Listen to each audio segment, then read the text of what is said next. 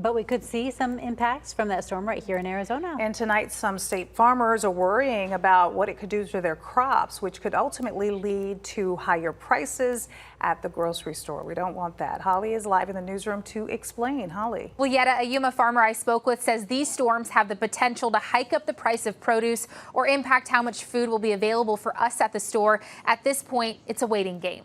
It's about 105 degrees right now. Some Arizona farmers already dealing with damaged crops because of the extreme heat, now preparing for a big change over the next 24 to 48 hours with their eyes on Kay. We're in the throes of planting all of the lettuce that'll harvest in November right now. So it can disrupt our planting plans, certainly disrupt a lot of things when we have rainfall here in a place where we don't normally count on having any rainfall. John Bolts owns Desert Premium Farms in Yuma. There's a cantaloupe field behind me.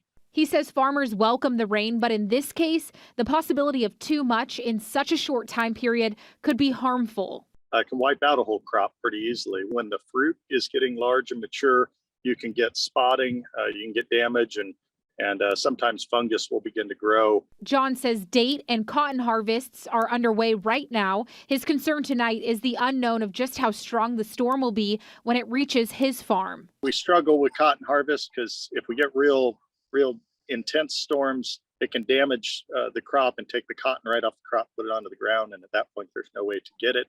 Philip Bashaw is the CEO of the Arizona Farm Bureau that represents 2,400 farmers and ranchers. About 90% of the leafy greens consumed in the United States during the winter months actually come from Yuma, Arizona. He says weather impacts every farmer differently. It's a domino effect, eventually impacting the consumer. John explains how. Those weather conditions that we experienced here will result in limited supply and much higher prices in November.